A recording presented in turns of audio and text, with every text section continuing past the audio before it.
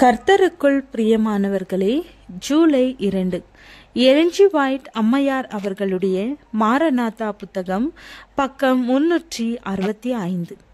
இன்றைய தியானத்திற்காக தெரிந்து கொள்ளப்பட்ட தலைப்பானது சாத்தானும் அவனது முக்கூட்டு ஐக்கியமும். வசனம் வெளிப்படுத்துதல் 13வது அதிகாரம் 4வது வசனம். அந்த மிருகத்திற்கு அப்படிப்பட்ட அதிகாரம் கொடுத்த வலு சர்ப்பத்தை வணங்கினார்கள்.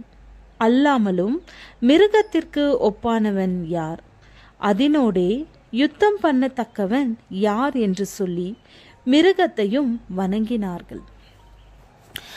அது ஒரு ஆட்டுக்குட்டிக்கு ஒப்பாக 2 கொம்புகளை உடையதாயிருந்தது. வலு சர்ப்பத்தை போல பேசினது.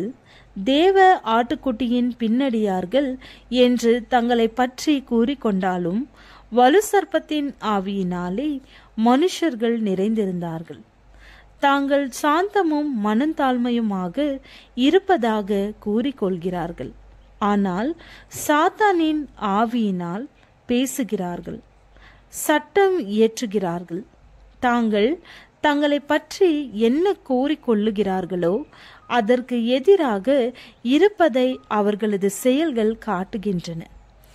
ஆட்டுக்குட்டியை போன்ற இந்த வல்லமை வலு சர்ப்பத்தோடு இணைந்து தேவனுடைய கற்பனைகளை கை கொண்டு இயேசுவின் மீது சாட்சியை உடையவர்களோடு யுத்தம் பண்ண போயிற்று. சாத்தான் போப்பு மார்க்கத்தோடும் புரொட்டஸ்டன்ட்களோடும் இணைந்து இந்த உலகத்தின் கடவுளாக ஒப்பந்தம் செய்து அவனது ராஜ்யத்தின் குடிமக்கள் போன்று மனிதருக்கு கட்டளைகளை பிறப்பிப்பான். மேலும் தனது விருப்பத்திற்கு ஏற்றவாறு அவர்களை கையாண்டு அடக்கி ஆளுகை செய்வான். தேவனுடைய கற்பனைகளை காலின் கீழ் போட்டு மிதிக்க மனிதர் சம்மதிக்காவிட்டால் வலு சர்ப்பத்தின் குணம் வெளிப்படும். அவர்கள் சிறைப்படுத்தப்படுவார்கள். நீதிமன்றங்களுக்கு முன்னர் அழைத்து செல்லப்பட்டு அபராதம் விதிக்கப்படுவார்கள். மேலும் அம்மிருகத்தின் சொரூபம் பேசத்தக்கதாகவும் மிருகத்தின் சொரூபத்தை வணங்காத யாவரும் கொலை செய்யத்தக்கதாகவும் மிருகத்தின் சொரூபத்திற்கு ஆவியை கொடுக்கும்படி அதற்கு சத்துவம் கொடுக்கப்பட்டது.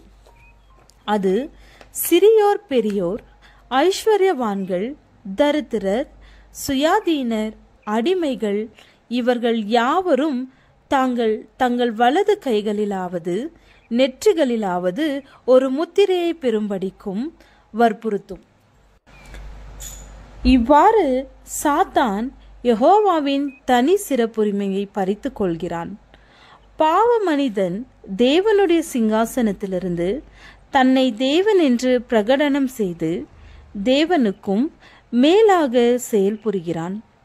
தேவனுடைய முத்திரையை தரித்து கொள்பவர்களுக்கும் மிருகத்தையும் அதன் சொரூபத்தையும் வணங்குகிறவர்களுக்கும் ஒரு குறிப்பிட்ட வேறுபாடு காணப்படும்.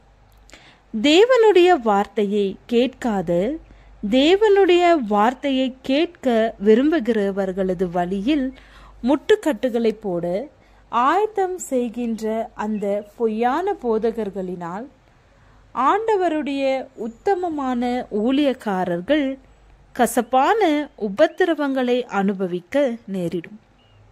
ஆனால் தேவனுடைய மக்கள் பயப்பட தேவையில்லை. சாத்தான் தனது எல்லைக்கு அப்பால் செல்ல முடியாது. ஆண்டவரே அவரது மக்களின் பாதுகாப்பாக இருக்கிறார். சத்தியத்தின் நிமித்தம் தனது ஊழியக்காரர்களுக்கு இழைக்கப்பட்ட கொடுமையை தமக்கே இழைக்கப்பட்டதாக கருதுகிறார்.